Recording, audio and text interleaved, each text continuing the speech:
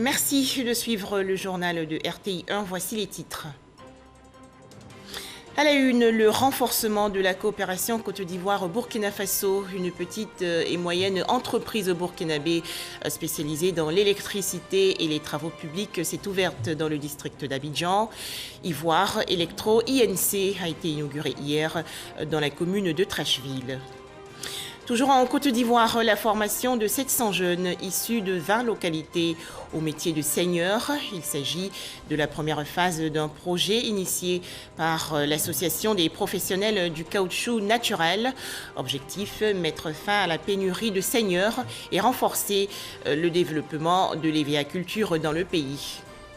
Enfin, la France veut mettre fin à son pont aérien le 26 août si les États-Unis se retirent de l'Afghanistan le 31 août prochain. Bonjour à tous et soyez les bienvenus. Les travaux du 27e congrès de l'Union postale universelle se poursuivent en Côte d'Ivoire. L'occasion pour le directeur général sortant du Bureau international de l'UPU d'animer hier une conférence de presse. Bichar Houssen a fait le bilan des 9 années qu'il a passé à la tête de cette institution. Les explications de Cheikh Kony.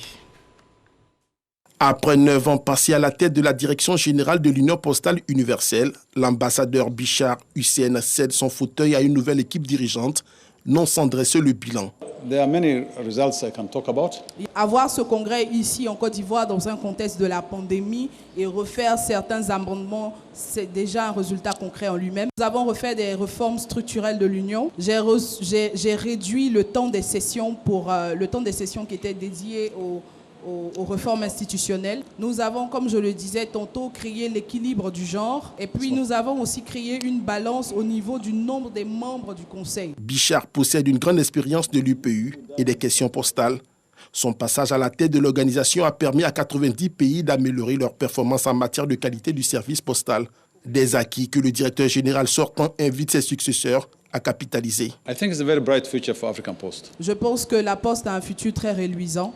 Tous comprennent les défis très bien. Le 27e congrès de l'UPU entame à partir de ce lundi sa dernière ligne droite avec comme point culminant le début du cycle des élections du nouveau directeur général et du vice-directeur général. Ce mercredi 25 août, pour le poste de vice-directeur général, 4 candidats sont aux prises, dont un seul Africain, le Camerounais Younous Djibrine.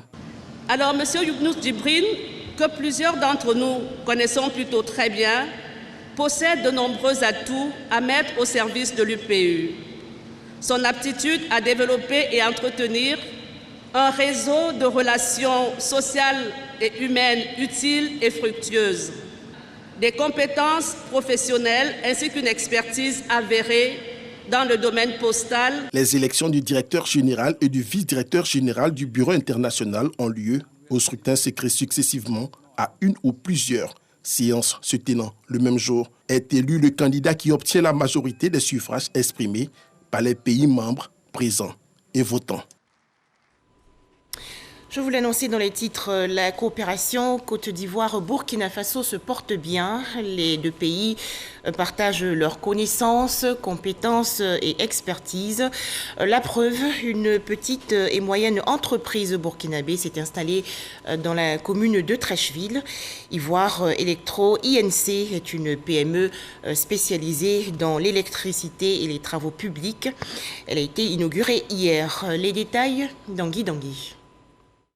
Le traité d'amitié et de coopération entre la Côte d'Ivoire et le Burkina Faso continue de porter des fruits. Le ministre délégué auprès du ministre d'État, ministre des Affaires étrangères, de l'intégration africaine et de la diaspora, a procédé ce lundi à l'inauguration de l'entreprise Ivoire Electro INC. Une entreprise installée par des investisseurs burkinabés et spécialisée entre autres dans l'étude et la réalisation de travaux publics et de l'import-export.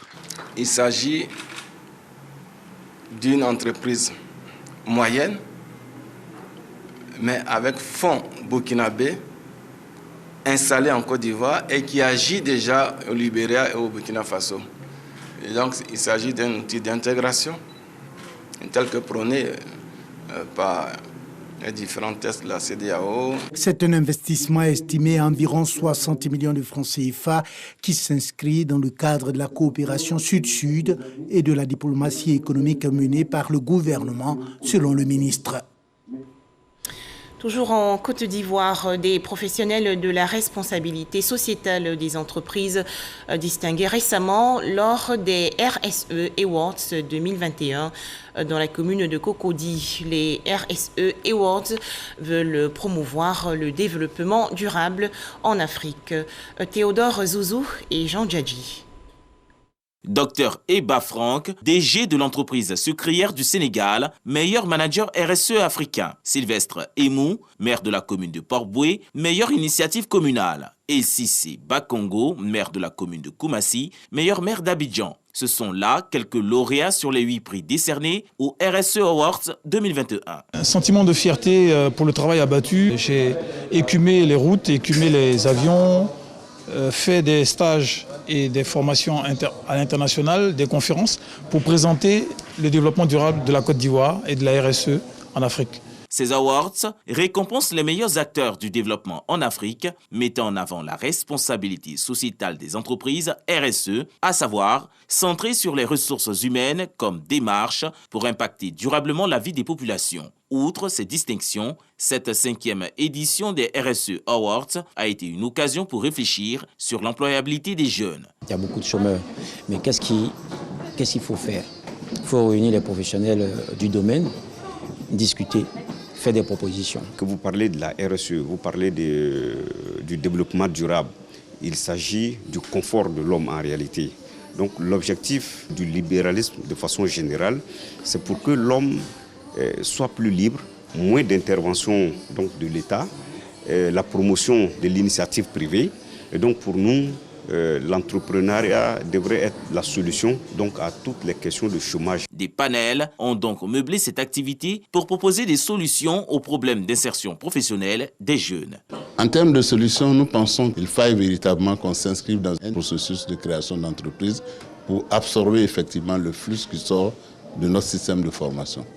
Mais à cela aussi, quand nous faisons une étude du marché du travail, il faut bien véritablement insérer des produits de formation en entrepreneuriat. La jeunesse est notre centre d'intérêt. C'est pourquoi le ministre Mahamadou Touré nous engage à soutenir toutes les initiatives allant dans le sens de l'accompagnement des jeunes. Pour permettre aux diplômés présents d'accéder à un stage ou à un emploi, l'opportunité leur a été accordée de déposer leur curriculum vitae.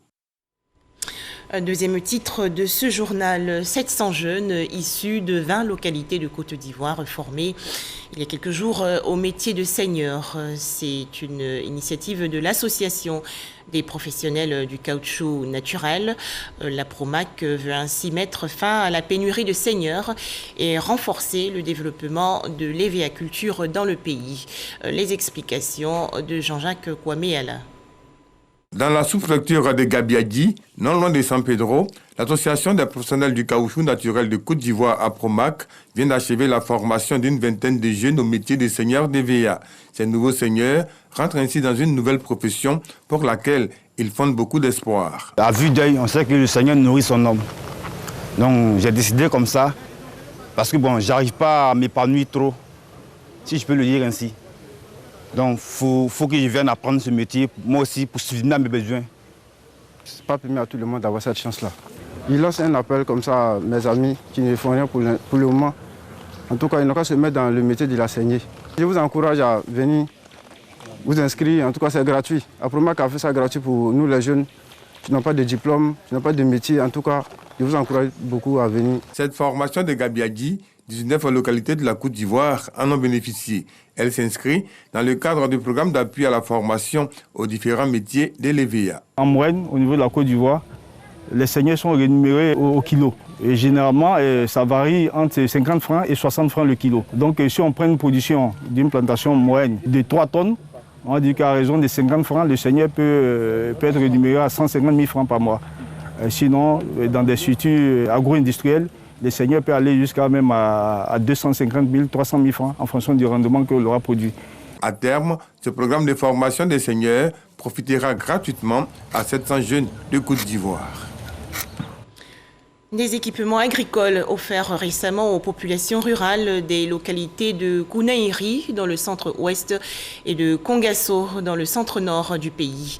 C'est un don du député Lansina Bambachek.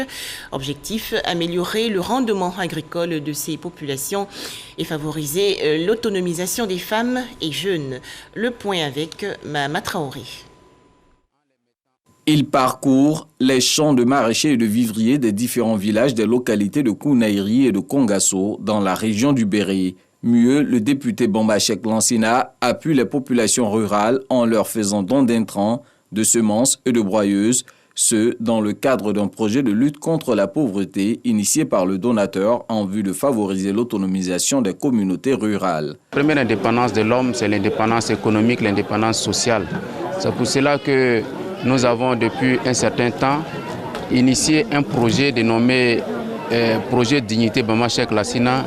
Aujourd'hui, ce sont plus de 30 hectares de vivriers, de maraîchers pour plusieurs villages, 15 villages dans cette phase pilote du projet. Et nos populations braves sont au travail pour que Kounaïri et Kongasso soient davantage prospères. Sur les 53 villages que compte le département de Kounaïri, 18 ont déjà bénéficié du projet Dignité Bambachek Lansina. On va aider nos maris, on va aider nos enfants qui vont à l'école. Nous les femmes, là, on se lève là. On va faire beaucoup de choses dans le département de Kounaïri. Quand on parle de l'unicité des enfants du département de la sous-préfecture de Kongasso, il n'y a vraiment rien à dire. Les cadres, les élus sont unis pour ensemble booster ce développement. Plus de 1000 jeunes et femmes sont visés par ce projet de lutte contre la pauvreté. L'objectif majeur est de traduire en actes la vision d'une Côte d'Ivoire solidaire portée par le président Alassane Ouattara. Attention, plus de 200 millions de cas de coronavirus dans le monde. Alors faisons-nous vacciner et respectons les gestes barrières pour mettre fin à la maladie.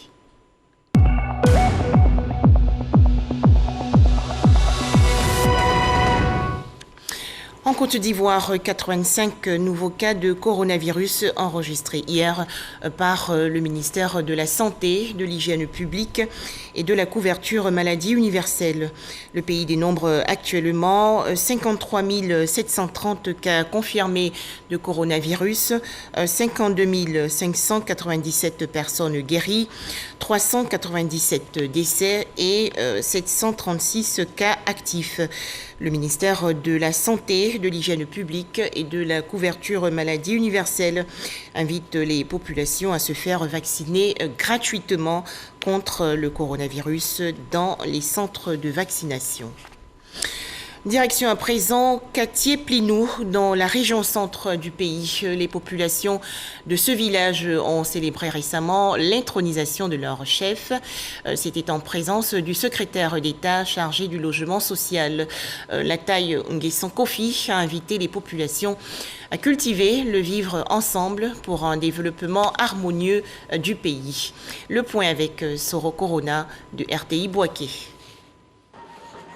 Le vivre ensemble et la cohésion sociale comme ciment de la stabilité et le développement de la Côte d'Ivoire. Deux vues chères au président de la République Alassane Ouattara, partagées par le secrétaire d'État chargé du logement social aux populations de la région d'Inzi. Lataï Kofi Nguessan était le parrain de la cérémonie d'intronisation du 8e chef du village de Katié-Plinou, sous-préfecture de Nzékré-Zessou. Demandant à mes frères et sœurs de Katié-Plinou de s'unir pour accompagner les chefs et surtout éviter tout ce qui crée la désunion et qui empêche la cohésion. Les différents intervenants ont appelé les populations ivoiriennes à toujours cultiver la paix et la cohésion, toutes choses qui ont permis au pays de connaître un développement harmonieux dans tous les domaines. Encourager les populations à rester soudées autour du chef qu'ils ont eux-mêmes choisi, afin de développer la paix à l'intérieur de Katié-Plinou et appeler ainsi la paix aussi autour de Katié-Plinou. Tous nous leur avons donné le conseil de s'unir autour du chef pour que Katié-Plinou puisse avoir un développement meilleur. Les filles et fils de Katié-Plinou s'engagent à travailler afin de faire de leur village un havre de paix. Tous ont décidé de se rassembler autour du nouveau chef. C'est les justices qui envoient le désordre. Si le chef prône la justice, nous on ne fera que le soutenir. La taille Kofi-Nguessan a mis en mission les têtes couronnées au cours de cette cérémonie d'intronisation, celle de prôner la paix et la cohésion sociale dans tous les villages de la région d'Inzi. Un prix pour récompenser les meilleurs écoliers et élèves du district autonome des Lacs dans la région centre du pays. Il s'agit du prix d'excellence Dr Raymond Goudou Kofi. La ville de Toumaudi a accueilli le 20 août dernier la cérémonie de récompense des élèves et écoliers dans le cadre de l'année académique 2020-2021. Les précisions de Léon Brou de RTI Bouaké. Rachel, 161 points sur 170 au CEPE, Mohamed, 179 points sur 200 au BEPC et Chris Dylan, ici représenté par son oncle, 331 points sur 400 au baccalauréat série C, session 2021. Ces 3 élèves, les meilleurs de la région du Bélier, aux examens à grand tirage de l'année scolaire 2020-2021, lauréat du prix d'excellence, Dr Raymond Goudou Kofi. J'ai étudié mes leçons. À mes camarades, je voudrais demander d'être excellents à l'école parce que c'est dans l'excellence qu'ils pourront trouver leur avenir. Je suis très heureux d'avoir réussi tout ça et je ferai tout pour continuer. Et j'aimerais également remercier particulièrement ma chère Mémé Goudou Kofi. Aussi récompensé, meilleur enseignant, structure et services d'encadrement, prix constitué de numéraires et de médailles. Pour les élèves, le prix d'excellence Dr Raymond Goudou Kofi, c'est un diplôme d'honneur, un trophée et du numéraire, auquel s'ajoute un kit scolaire complet, une tablette et un ordinateur portable, respectivement pour le meilleur CEPE, le meilleur BEPC et le meilleur baccalauréat. La ministre gouverneure du district autonome des Lacs inscrit son prix dans la vision de l'excellence prônée par le président Alassane Ouattara. C'est la vision de son Excellence, Monsieur le Président de la République, que nous essayons d'installer dans nos régions. L'année prochaine, au lieu de se limiter donc au Bélier, nous allons l'élargir au district des Lacs parce que nous voulons l'excellence dans notre district. Tous ensemble, nous allons faire en sorte que nos enfants continuent de bien travailler et de continuer de nous honorer. Ce prix d'excellence, un pan d'une année d'action de Raymond Goudou Kofi, ainsi qu'en témoignent autorités administratives et acteurs de l'école, avec à la clé lutte contre les congés anticipés, construction et équipement d'école. Résultat, 28% au baccalauréat, 48% au BEPC et 61% au CEPE dans la région du Bélier. Ils ont également eu un bon rendement académique, 231 élèves, les meilleurs apprenants issus des écoles primaires des 5 villages impactés par les activités d'extraction d'or dans le centre-ouest du pays ont été récompensés. C'est une initiative de la société minière Agbaou. Pour en parler, Godefroy Okambawa. Dénommé prix d'excellence de la mine d'Agbaou, cette célébration est à sa 6e édition. La lauréate est bénéficiaire d'une bourse de 300 000 francs. Elle pourra recevoir chaque année une bourse d'une valeur de 250 000 jusqu'en classe de 3e si elle obtient au moins 12 de moyenne à chaque passage en classe supérieure. Idem pour les meilleurs élèves ayant obtenu l'entrée en 6e. Au nom de mes camarades élèves, lauréates, dis merci à la société Agbaou pour cette cérémonie de prix d'excellence à notre honneur. Pour le responsable de l'entreprise, Jean-Claude Diplot, son groupe veut à travers cette initiative promouvoir l'excellence dans les écoles, mais surtout soutenir les familles afin de leur permettre de faire face aux dépenses liées à l'éducation des enfants. Partage de solidarité pour nous, c'est cela. Même si on est une petite entreprise dans la région, nous pensons que le peu qu'on génère ici, on peut le partager de différentes façons. 5 villages sont impactés par la mine: Agbaou, Daoko, Zaroko, Douaville et Zego. Les autorités administratives et éducatives de la région du Lodjibois ont tous salué les actions citoyennes menées par la société minière en faveur des populations. Vous avez distribué à peu près 1561 kits depuis la première édition jusqu'à maintenant. Et cela a été un effort. Donc vous êtes encouragés. Vous contribuez ainsi à l'émergence tant prônée par le président de la République en faisant la promotion de l'excellence en milieu scolaire. La société minière d'Agbaou soutient le système éducatif dans les villages impactés depuis 2014 par la construction, la réhabilitation et l'équipement des salles de classe. Autre actualité, ils ont été déguerpis en 2002 et 2016 sur plusieurs sites en Côte d'Ivoire. Les artisans, membres de l'Union des artisans professionnels d'Abidjan Sud, réclament l'aide du gouvernement pour un recasement. Les artisans professionnels ont animé il y a quelques jours une conférence de presse dans la commune de Trècheville. Astou Touré. L'Union des artisans d'Abidjan Sud était face à la presse pour un cri de cœur à l'endroit des autorités compétentes pour leur recasement. En effet, depuis plus de 30 ans, ces artisans occupaient le site de l'ancien cimetière de Biafra jusqu'à ce qu'il soit déguerpi. Pour que ce message-là, vraiment ça arrive à bon port, c'est le président de la République.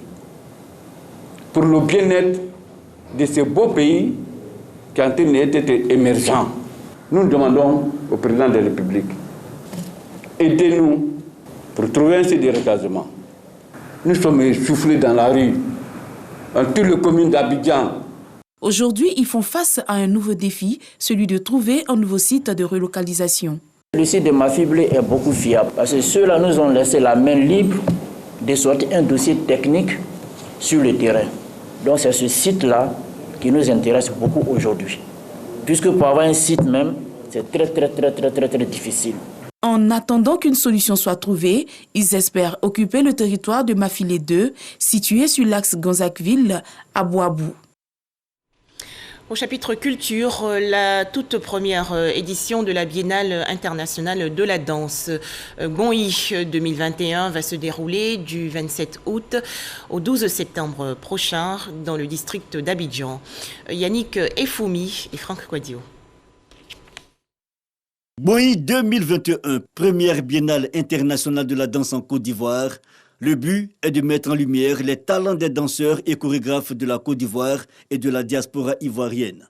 L'initiative est de Yahi Nestor Gaï et Joël Boussou, tous deux danseurs chorégraphes et respectivement président de Danse Ivoire Diaspora et directeur du Festival international de danse et de formation Un pas vers l'avant. Parce qu'en GONI, nous sommes plus forts.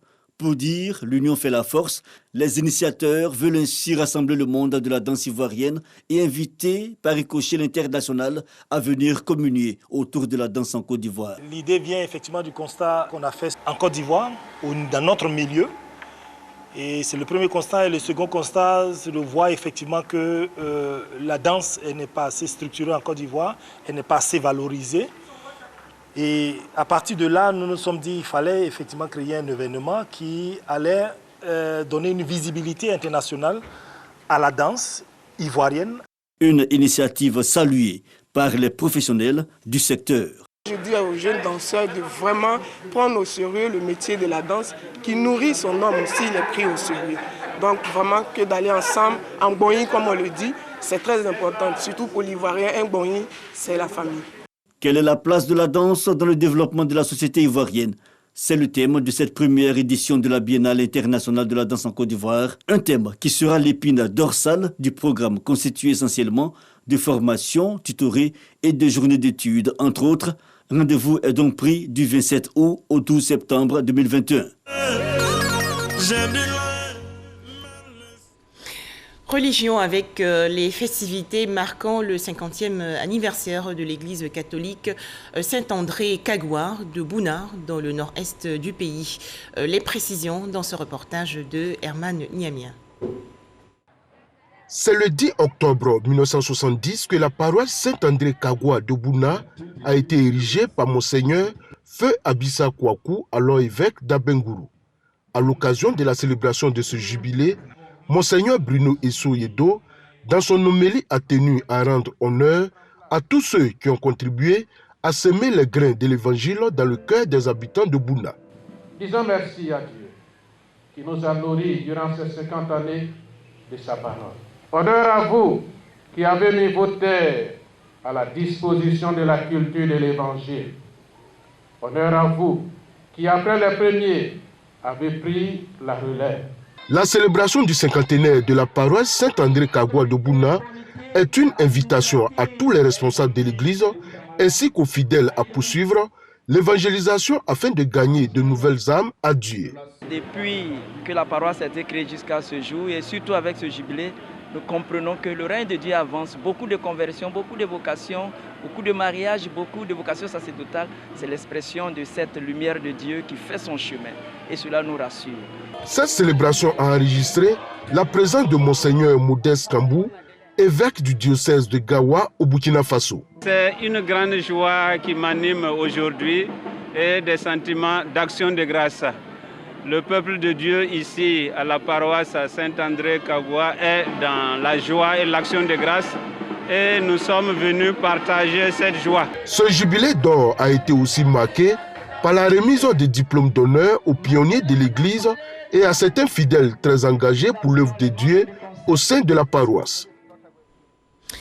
En image, l'actualité hors de chez nous, le dernier gouvernement de l'ex-président burkinabé Blaise Compaoré bientôt devant la justice.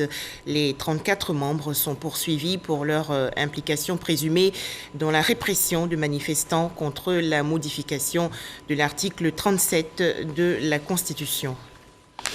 Au Sénégal, l'homme politique et grand patron de presse Bougane Gueye Dany, convoqué hier au commissariat central de Dakar, la capitale. Bougane Gueye Dany a reçu une lettre du préfet lui demandant de retirer ses affiches publicitaires, appelant les citoyens sénégalais à s'inscrire sur les listes électorales à 5 mois des élections municipales et départementales de janvier 2022. Enfin, le pont aérien mis en place par la France pour exfiltrer de Kaboul, la capitale de l'Afghanistan, des Afghans voulant échapper aux talibans va s'achever le 26 août prochain si les États-Unis se retirent comme prévu de ce pays le 31 août. Annonce faite aujourd'hui par un haut diplomate français. Voilà, merci de nous avoir suivis. C'est la fin de ce journal.